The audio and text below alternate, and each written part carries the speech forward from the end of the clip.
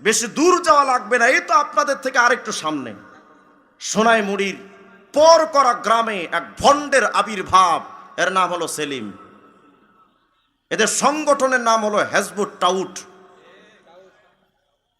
এরা কি বলে জানেন? কয় বোরখা এটা শয়তানের আবিষ্কার করা। আর আসতে বলে নাউজুবিল্লাহ। কয় দাড়ি টুপি পাগড়ি জুব্বার সাথে ইসলামের কোনো সম্পর্ক নাই। বলে রামকৃষ্ণ, রামচন্দ্র, যুধিষ্ঠির, মনু, বুদ্ধদেব এরা সবাই আল্লাহর নবী ছিল। শুধু তাই নয়, বলে কোরআনের মতো হিন্দুদের রামায়ণ, বেদ, গীতা, ত্রিপিটক, মহাভারত, বলে এগুলো সব কোরআনের মতো আসমানি কিতাব। মুসলমান না বেঈমান? আরো জোরে কন। এরা কি কয়? বলে শুধু ইসলাম নয়, যে কোনো ধর্ম পালন করে জান্নাতে যাওয়া যাবে। এমনকি তারা বলে চুরি ডাকাতি জেনা ব্যভিচার করলেও যদি কালেমা পড়লে বলা হয় ও জান্নাতেই যাবে, জাহান্নামে যাবে না। আশ্চর্যজনক ভাবে এই লোকেরা যখন তাদের দলে কাউকে ঢুকায়, বিরক্ত হচ্ছেন নাকি আপনারা? বুঝেন ভালো করে। আপনার আমার আমল তো শিখাবো ঠিক, যদি ইমানই আমার না থাকে আমলটা করব কি আমি? এরা যখন কাউকে সদস্য করে, বেশি দূর যাওয়া লাগবে না, আপনি মোবাইলে সার্চ দেন, আপনার মোবাইলের গুগল অপশনে যাবেন, গিয়ে লিখবেন হেজবুত তাওহীদ, জাস্ট এতটুকু বাংলায় বা ইংলিশে লিখলে দেখবেন তাদের ওয়েবসাইট আসবে। এটার মধ্যে ঢুকবেন, ঢুকে একেবারে নিচে গিয়ে দেখবেন লেখা আছে যোগাযোগ। ওই যোগাযোগে ক্লিক করবেন, করলে দেখবেন তাদের একটা লেখা আসবে অঙ্গীকারনামা।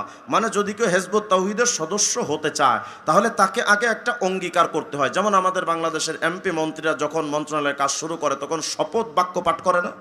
ঠিক তেমনি হেজবুত তাওহীদের কেউ সদস্য হতে গেলে তাকে আগে একটা অঙ্গীকারনামা পাঠ করানো হয়। ওই অঙ্গীকারনামায় এটাও পাঠ করানো হয় যে আমি এই প্রচলিত ইসলাম থেকে হিজরত করলাম, মানে এই ইসলাম ধর্মটা আমি বাদ দিয়ে দিলাম। বলেন এরা মুসলমান না বেঈমান? আমি এদের বিরুদ্ধে না বলে থাকি কেমনে? যারা আমি ঈমান থেকে মুসলমানদেরকে বের করে মুরতাদ বানাচ্ছে, আমার ঈমান তাদের ব্যাপারে চুপ থাকতে দেয় না। এটা আমার ঈমানি গায়রত। আজকে থেকে সতর্ক হন, ঈমান চোরদেরকে অত্র এলাকায় ঢুকতে দেওয়া হবে না। আপনাদের পাশে একটা লোক আছে না, মাইজ ভান্ডারীর মুরিদ, কি যেন নাম, হিয়াজুড়ি না টিয়াজুড়ি, এটা তার সেটা আছে। কই পীরি খোদা পীরি নবী। নাউজুবিল্লাহ, আসতে বলেন আপনি। এই কথাটা কোথায় পেয়েছে জানেন? এই বাংলাদেশের যত বাউল আছে না, বাউল কথা কয় না, এই বাউলদের ইতিহাস জানেন আপনারা? আপনাদের আশপাশে তো বাউলরা গানও গাইতে আসে, আসে নাকি? এদিকে এদিকে আসে? নাউজুবিল্লাহি মিন যালিক। বাউলদের ইতিহাস আপনারা জানেন না। আমরা তো মনে করি বাউলরা মারেফাতি মুসলমান, টাটকা মিথ্যা কথা। বাউলদের নিজস্ব লেখা 26টা কিতাব আছে আমার কাছে, বাউলদের লেখা, আমাদের না, বাউলদের।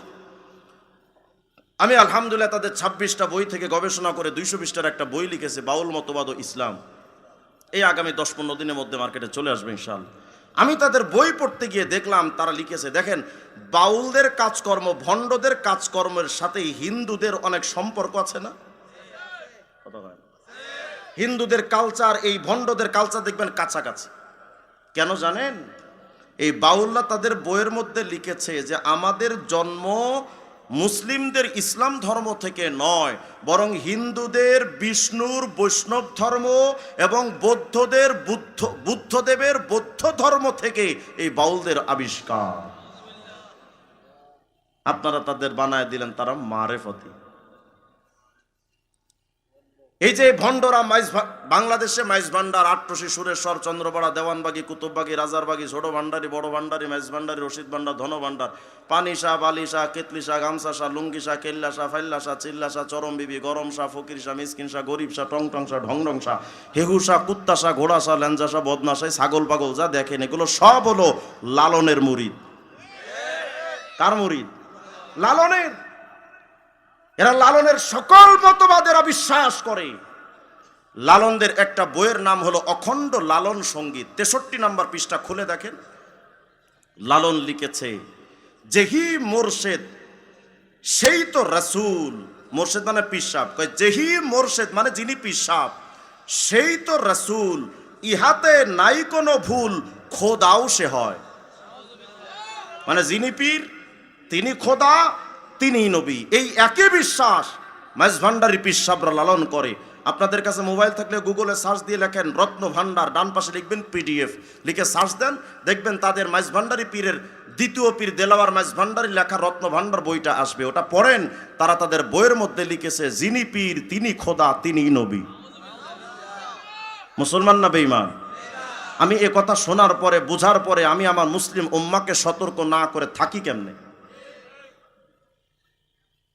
এজন্য এই হিয়াজুড়িরা গান গায়, মুর্শিদ খোদা হাম মুর্শিদ রাসূল। মুর্শিদ মানে পীর সাহেব। কি কয় শোনেন, গান আপনারা তো গান শোনেন কিন্তু কি কয় এটা শোনেন না। দেখেন কি কয়, কয় মুর্শিদ খোদা হাম মুর্শিদ রাসূল, দিলে মুখে করছি কবুল। বুঝেন নাই মনে হয়? আবার শোনেন তো কি কয়, কয় মুর্শিদ মানে পীর সাহেব, মুর্শিদ রাসূল, মুর্শিদ খোদা মুর্শিদ রাসূল, দিলে মুখে করছি কবুল। শুনে মোল্লার গোষ্ঠী ফতোয়া দিল, আমি নাকি কাফের হইয়াছি, আমি আর যাব না মোল্লার কাছে, তওবা করেছি। ওনাকে খাটি দিলে তওবা নসুহা করছে, আলেমদের কাছে যাবে না। আমি বললাম বেটা, আলেমদের কাছে যাওয়ার জন্য তো ভাগ্য লাগে, হারামজাদার কপালে আলেমদের সোহবত নসিব হয় না। তো আলেমদের কাছে যাবি না, কয় হুজুর আলেমরা আমার কাফের কয়। তো অযথাতর আলেমরা কারো কাফের বলে না। কি আকাম করছস?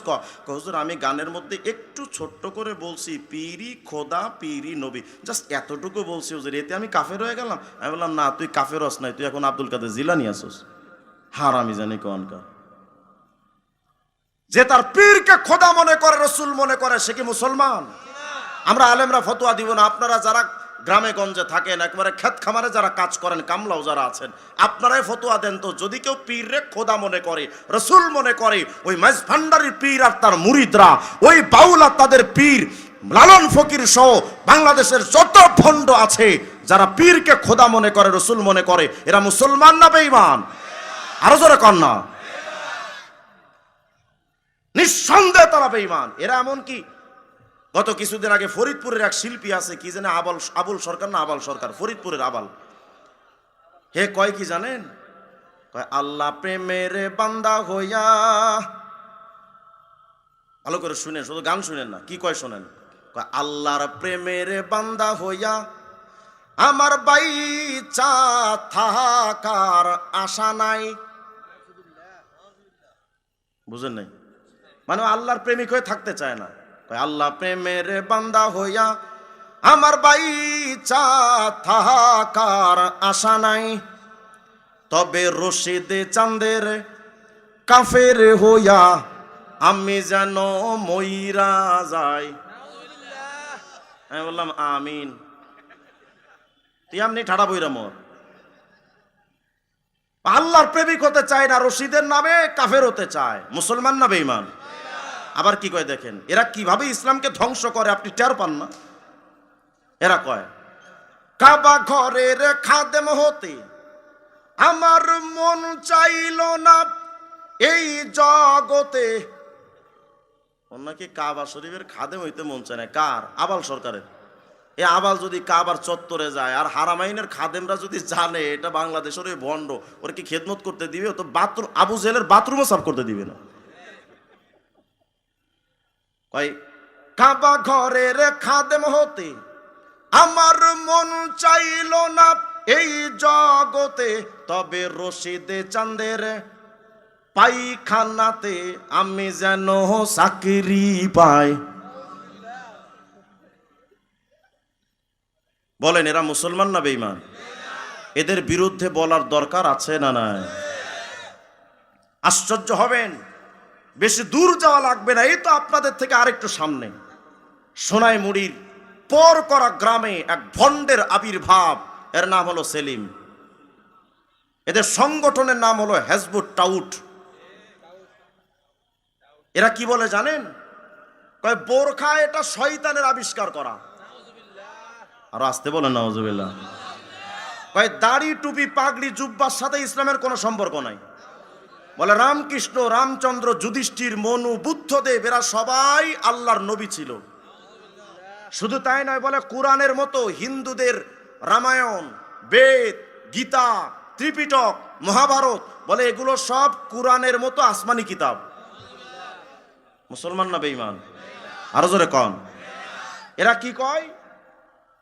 বলে শুধু ইসলাম নয়, যে কোনো ধর্ম পালন করে জান্নাতে যাওয়া যাবে। এমনকি তারা বলে চুরি ডাকাতি জেনা ব্যভিচার করলেও যদি কালেমা পড়লে বলা হয় ও জান্নাতেই যাবে, জাহান্নামে যাবে না। আশ্চর্যজনক ভাবে এই লোকেরা যখন তাদের দলে কাউকে ঢুকায়, বিরক্ত হচ্ছেন নাকি আপনারা? বুঝেন ভালো করে, আপনার আমার আমল তো শিখাবো ঠিক, যদি ইমানই আমার না থাকে আমলটা করব কি আমি? এরা যখন কাউকে সদস্য করে, বেশি দূর যাওয়া লাগবে না, আপনি মোবাইলে সার্চ দেন, আপনার মোবাইলের গুগল অপশনে যাবেন, গিয়ে লিখবেন হেজবুত তাওহীদ, জাস্ট এতটুকু বাংলায় বা ইংলিশে লিখলে দেখবেন তাদের ওয়েবসাইট আসবে। এটার মধ্যে ঢুকবেন, ঢুকে একেবারে নিচে গিয়ে দেখবেন লেখা আছে যোগাযোগ, ওই যোগাযোগে ক্লিক করবেন, করলে দেখবেন তাদের একটা লেখা আসবে অঙ্গীকারনামা। মানে যদি কেউ হেজবুত তাওহীদের সদস্য হতে চায় তাহলে তাকে আগে একটা অঙ্গীকার করতে হয়। যেমন আমাদের বাংলাদেশের এমপি মন্ত্রীরা যখন মন্ত্রণালয়ের কাজ শুরু করে তখন শপথ বাক্য পাঠ করে না, ঠিক তেমনি হিজবুত তাওহীদের কেউ সদস্য হতে গেলে তাকে আগে একটা অঙ্গীকারনামা পাঠ করানো হয়। ওই অঙ্গীকারনামায় এটাও পাঠ করানো হয় যে আমি এই প্রচলিত ইসলাম থেকে হিজরত করলাম, মানে এই ইসলাম ধর্মটা আমি বাদ দিয়ে দিলাম। বলেন এরা মুসলমান না বেঈমান? আমি এদের বিরুদ্ধে না বলে থাকি কেমনে? যারা আমার ঈমান থেকে মুসলমানদেরকে বের করে মুরতাদ বানাচ্ছে, আমার ঈমান তাদের ব্যাপারে চুপ থাকতে দেয় না, এটা আমার ঈমানি গায়রত।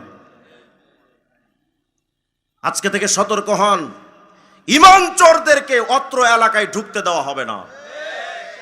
আবার কিছু কিছু মানুষ আছে অত্যন্ত গোপনে কৌশলে আপনাদের ঈমান নষ্ট করে, কিন্তু টের পান না। যেমন আমি আপনাদের একটা উদাহরণ দেই, টুপি মাথায় দেওয়াটা ওয়াজিবও না, ফরজও না, জাস্ট সুন্নাত বা মুস্তাহাব।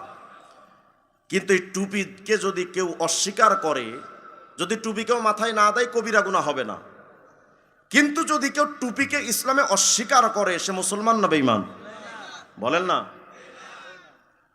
এবার আমার উপরে হয়তো কিছু লোক রাগও করতে পারেন। বাংলাদেশে কিছু ইসলামিক সংগঠন এমন আছে যারা বলে, আমি নাম নিলাম না বৃহৎ স্বার্থে যেহেতু মাদ্রাসা, তারা বলে এক মুষ্টি দাড়ি রাখাটাকে যদি কেউ বাধ্যতামূলক মনে করে তাহলে এটা নিকৃষ্ট বেদাত। নাউজুবিল্লাহ বলেন। যদি কেউ দাড়ি না রাখে হারামের গুনাহ হবে, কিন্তু দাড়িকে যদি কেউ অস্বীকার করে ইমানদার থাকা যায়? এভাবে করে আপনাদেরকে গোপনে বেঈমান বানানো হয়, কিন্তু আপনারা ধাঁধাই পড়ে থাকেন, টের পান না। আল্লাহ পাক আপনাকে আমাকে ঈমানি দিক থেকে হেফাজত করেন, বলেন আমিন। তাহলে 1 সেকেন্ডের আমল বলেছিলাম লা ইলাহা, আর 1 সেকেন্ডের আমলের কথা শোনেন। এটা বোঝার জন্য ছোট্ট করে একটা ভূমিকা কই, সময় নষ্ট হচ্ছে নাকি বেশি? ছোট্ট করে একটা ভূমিকা শোনেন। মনে করেন আমরা যে বাংলাদেশে বাস করি মাত্র 56,000 বর্গ মাইলের একটা ছোট্ট বাংলাদেশ, অথচ এই বাংলাদেশটা এত বিশাল, টেকনাফ থেকে তেতুলিয়া পুরা বাংলাদেশ যদি আপনি সফর করেন আপনি ক্লান্ত হয়ে যাবেন যে বাংলাদেশ এত বড়। অথচ এই বিশাল রাষ্ট্র পৃথিবীর মানচিত্রে যদি আপনি খুঁজতে চান তো খুঁজেই পাবেন না যে বাংলাদেশ কোথায়। বিশাল এই রাষ্ট্রটাকে পৃথিবীর মানচিত্রে খুঁজে পাওয়া যায় না, তাহলে পৃথিবীটা কত বড়? সুবহানাল্লাহ বলবেন না? পৃথিবীটা এত বড়। জানেন কি সূর্য কত বড়? সায়েন্টিস্ট বিজ্ঞানীরা বলেছেন মিয়া পুরা পৃথিবীটা যত বড়, মাথার উপরে থাকা ছোট্ট ওই সূর্যটা পুরা পৃথিবীর চাইতে আরো 13 লক্ষ গুণ বড়। তাহলে সূর্য কত বড়? শুধু তাই নয়, আকাশে বিগ বস এক তারকা আছে, নাম হলো ইউআই স্কুটি। এই তথ্যগুলো দিচ্ছে শুধু একটা আমল, 1 সেকেন্ডের আমল বলার জন্য, মনোযোগ দিন। পৃথিবীর চাইতে 13 লক্ষ গুণ বড় যে সূর্য, আকাশে বিগ বস এক তারকা আছে ইউআই স্কুটি, ওই ছোট্ট তারকাটা পৃথিবীর চাইতে 13 লক্ষ গুণ বড় যে সূর্য, ওই সূর্যের চাইতে ওই তারকা আরো 500 কোটি গুণ বড়। তাহলে ওই তারকাটা কত বড়? অথচ ওই তারকা আকাশে এত ছোট্ট জায়গায় থাকে, আমরা খুঁজেই পাই না ওই তারকা। এই ছোট্ট তারকা আকাশে থাকা এই তারকাটা যদি এত বিশাল হয়, তো কল্পনা করেন তো বাজান পুরো আকাশটা কত বড়। সুবহানাল্লাহ বলবেন না? অথচ এই আকাশটা সবচেয়ে ছোট আকাশ। দ্বিতীয়, তৃতীয়, চতুর্থ, পঞ্চম, ষষ্ঠ, সপ্তম আসমানে, এক আসমানের তুলনায় আরেক আসমান কোটি কোটি গুণ বড়। ছোট্ট এই তারকাটা যদি, আসমানটা যদি এত বিশাল হয়, 7 তবক জমিন আসমান টোটালটা কত বড়। কেনই তথ্য দিলাম জানেন? জানেন আমাদের আমল নামা যেই মিজানের পাল্লায় ওজন করা হবে, সেই মিজানের পাল্লা কত বড়? আগেই বলেন আল্লাহু আকবার। ইবনে রজব হাম্বলি রাহিমাহুল্লাহ একটা কিতাব লিখেছেন, জামিউল উলুম আল হিকাম, খণ্ড 2, 18 নম্বর পৃষ্ঠার বর্ণনা। তিনি বলেন, মিয়া মিজানের পাল্লাটা এত বড়, 7 তবক জমিন আসমানটারে একত্রিত করে যদি লা উদিয়াত ফি কিফাতিল মিজান লা ওয়াসিআতুহুম, 7 তবক জমিন আসমান একত্রিত করে মিজানের পাল্লায় যদি ঢুকায় দেওয়া হয়, 7 তবক জমিন আসমান ঢুকে যাবে, কিন্তু মিজানের পাল্লার একটা পাল্লারও পেট ভরবে না। তাহলে মিজানের পাল্লা কত বড়? কেনই তথ্য দিলাম? এবার শোনেন হাদিসটি, আমলটা সহিহ মুসলিমের হাদিস। আল্লাহ রাসূল সাল্লাল্লাহু আলাইহি সাল্লাম বলেন, ওয়ালহামদুলিল্লাহ তামলাউল মিজান। আল্লাহর নবী আমার বলেন, 7 তবক জমিন আসমান দিলে যেই মিজানের পাল্লাটা ভরে না, আমার উম্মত যদি তার জবানটা দিয়া শুধু 1 সেকেন্ড সময় নিয়া শুধুমাত্র একটা বার যদি কয়ে আলহামদুলিল্লাহ, মায়ার নবী আমার বলেন, 7 তবক জমিন আসমান দিলে যেই মিজানের পাল্লাটা ভরে না, একবার আলহামদুলিল্লাহ বললে ওই মিজানের পাল্লাটা নেকি দ্বারা ভৈরা টয়টম্বর হয়ে যায়। কয়বার আলহামদুলিল্লাহ? এটা বলেন আলহামদুলিল্লাহ। আবার বলেন, আবার বলেন, লস না লা।